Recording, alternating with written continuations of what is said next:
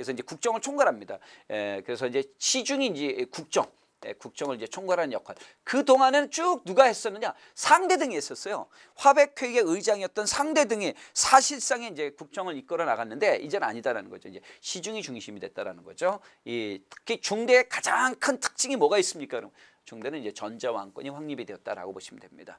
전제왕권이 확립이 되었다. 그래서 이제 시중의 권한을 강화시키고 대신에 이제 상대부를 약화시키죠.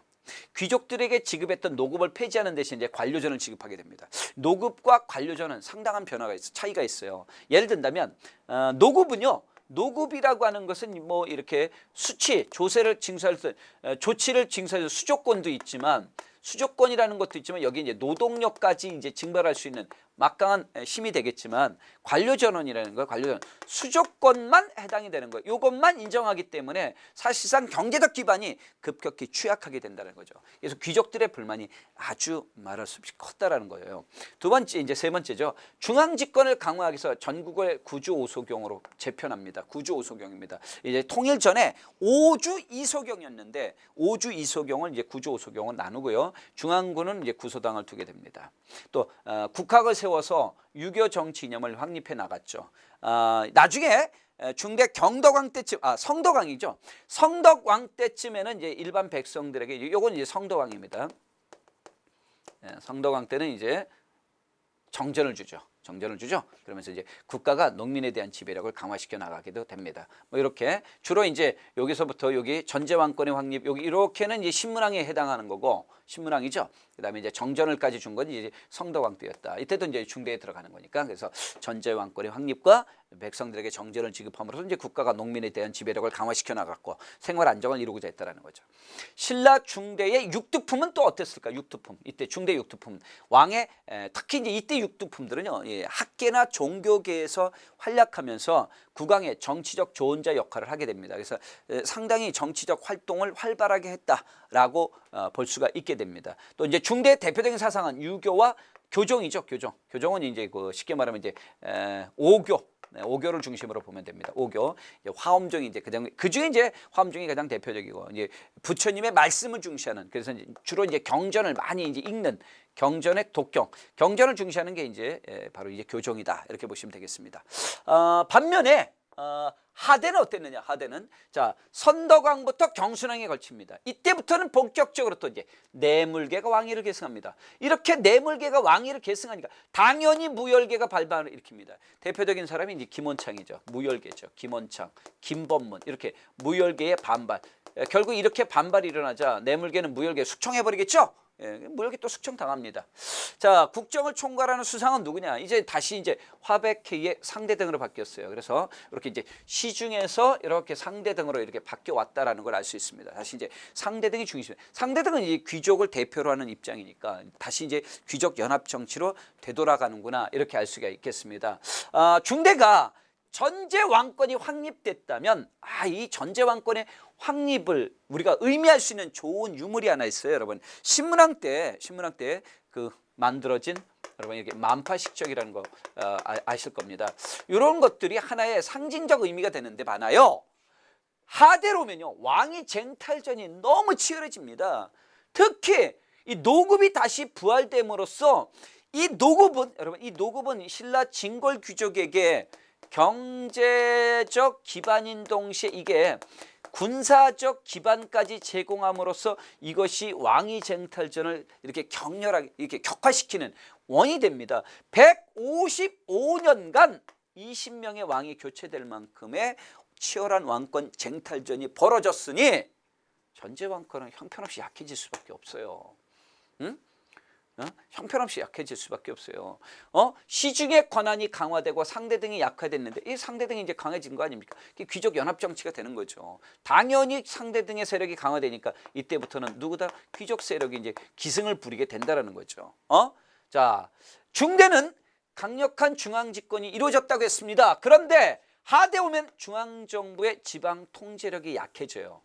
그러면요 어떤 일이 벌어지냐면 중앙 정부의 지방 통제력이 약해지면은 귀족들의 수탈이 아주 심화됩니다. 아주 심해집니다. 귀족들의 수탈이 아주 심해지면요 농민들의 생활은 말할 수 없이 궁핍해집니다. 이렇게 수탈을 통해서 그들은 아주 사치스러운 생활을 할 텐데, 또한 중앙정부의 통제력이 약해지니까 이제 호족 세력이 성장하게 됩니다. 이 호족들은 성주라고도 하고 장군이라고 칭하면서 그 지역에 쉽게 말하면 군사권, 경제권을 장악하게 되는 사람들이었죠.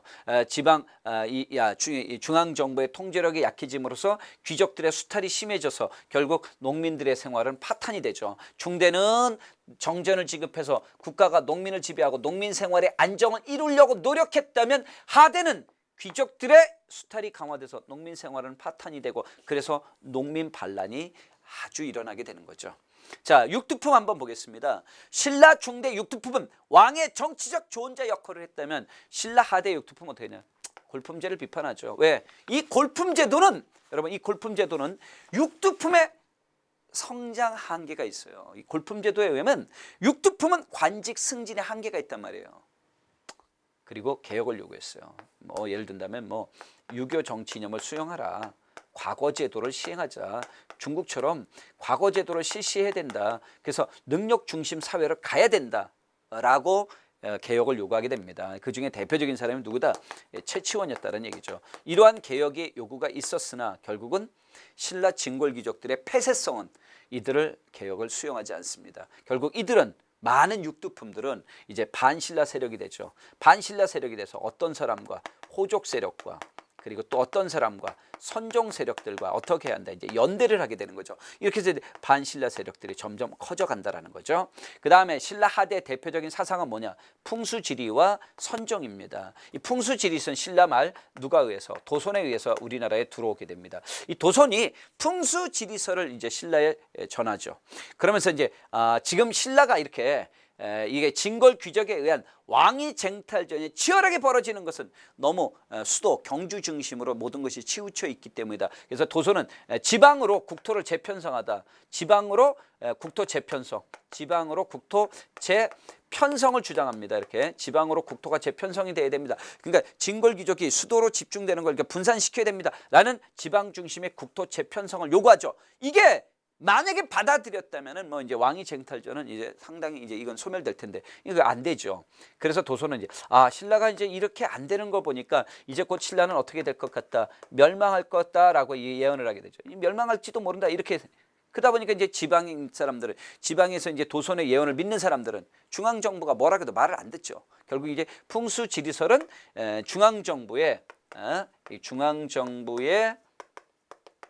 지방 통제력을 어떻게 시켰다? 이제 약화시키게 되는 거죠. 약화시킵니다. 중앙 정부가 아무리 지방을 통제하려도 안 돼요. 도손의 이 풍수지리서의 지방이 널리 확산되면서, 자, 불교는 이제 교종 대신에 이번에 선종이 유행합니다. 선종은 이제 특히 뭘 중시하는 거냐, 이제 참선을 중시하는 종교가 되겠다. 교종이 경전을 중시한다면 선종은 참선을 중시한다라고 보시면 되겠습니다. 자, 이렇게 이제 통일신라의 발전, 그래서 이제 신라의 중대 그리고 하대로 이어졌습니다. 자, 그러면 이제 그 다음 또 한번 보겠습니다. 자, 이번에는요, 이제 발해를 또 봐야겠죠? 예. 신라를 우리가 이제 중대와 하대로 나누어 본다면, 자, 발해는 이제 주요 인물들을 중심으로 한번 우리가 살펴보시면 좋겠습니다. 발해는 주요 인물들을 중심으로. 먼저 건국한 사람 누구냐? 발해를 건국한 사람은 고구려 출신의 대조영이 발해를 건국합니다. 이렇게 이제 발해가 건국되면서 우리는 남쪽에 신라가 있고요, 북쪽에 발해가 있어서 무슨 시대를 열었다, 이렇게 우리는 무슨 시대를 열었다고 합니까? 남북국 시대가 열어졌다, 이렇게 이야기합니다. 유득궁의 발해고를 근거로 하면 이제 우리는 이때부터 남북국 시대가 이루어졌다라고 하는 거죠. 남북국 시대의 전개, 이렇게 써볼 수 있어요. 이때부터 우리는 남북국 시대구나. 이렇게 남북국이라는 말은 발해가 적어도 어느 나라를 계승했다는 걸 의미하냐? 고구려를 계승한 국가다라는 걸 의미하는 거죠. 자, 연호는 천통이라고 했고요, 국호를 처음에 진이라고 했어요. 나중에 이제 발해로 고친 거죠. 대조영은요, 당나라 침략에 대비해서 이제 돌궐과 신라에 사신을 보내면서 당과 외교 관계도 이제 병행해 나가기도 했습니다. 무왕이라는 인물이 있어요. 무왕, 대무예입니다. 대무예. 연호를 이난이라고 했어요. 연월 이난이라고 했다라는 거죠. 예, 북만주 일대를 장악하여 동북아시아 세력 균형을 유지하고요. 장문유의 수군으로 하여금 산둥 지방을 공격하여 당과 이때는 격돌합니다. 당나라가 이제 신라로 하여금 이제 발해를 치게끔 하고 그랬죠. 부자 상속제가 이루어져 왕권이 안정됐습니다. 문왕이죠. 뭐 가장 이제 발해 왕 중에 우리가 독보적이다라고 보시면 되겠습니다. 발해 왕 중에 우리가 좀 많이 조심해야 될, 좀 뭐라 그럴까, 잘 봐둬야 될 인물이 바로 문왕이다라는 거죠. 이름은 대흥모입니다. 연호는 대흥이라고 했어요. 대흥모. 고려 국왕 대흥모 이렇게도 하니까 당나라와 이제 그 적대 이렇게 이제 당나라와의 격돌, 아버지 무왕이 당나라와 격돌을 통해서 이렇게 약간의 이제 대립, 격돌이라는 게 이제 서로 이제 대립 관계였다면 문왕은 이렇게 친선 관계로 바꿔버려요. 당나라와의 친선 관계를 바꾸면서 당의 문물을 본격적으로 수용하죠. 그래서 당나라 수도 장안성을 모방하여 주작대로를 만듭니다. 장안성이죠.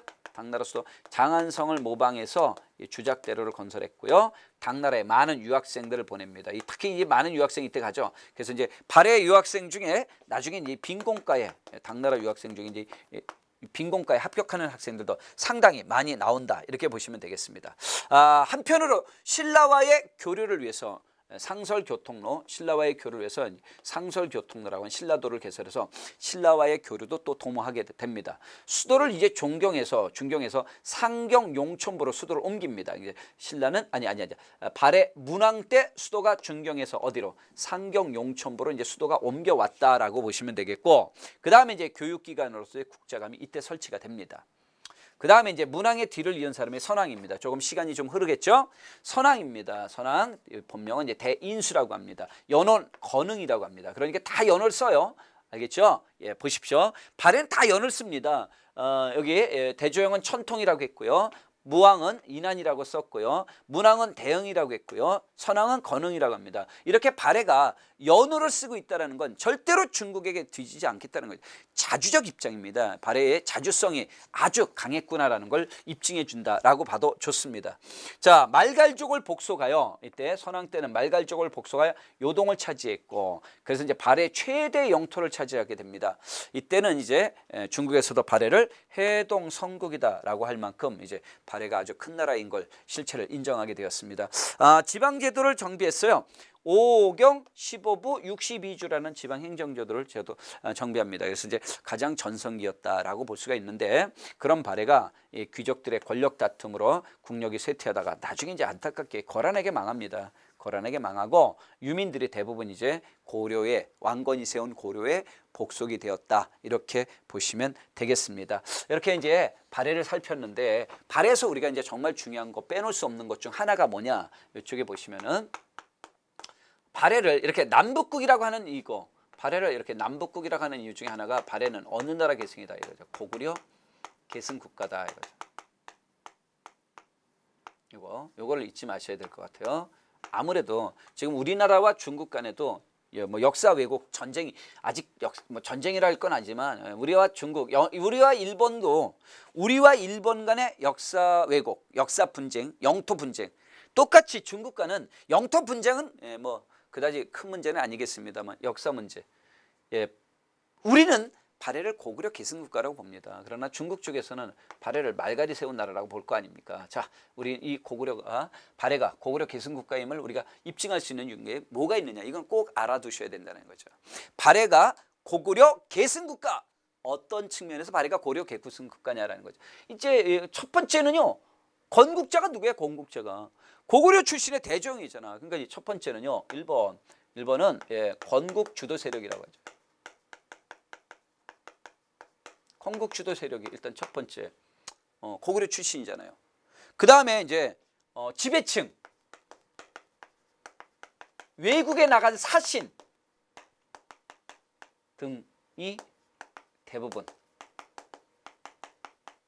고구려인.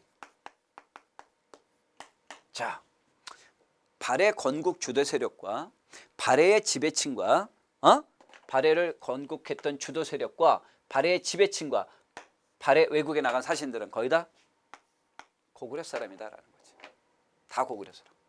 두 번째, 일본과의 외교문서예요. 일본과의 외교문서. 일본과의 외교 문서에 뭐라고 썼어요? 고려 국왕 대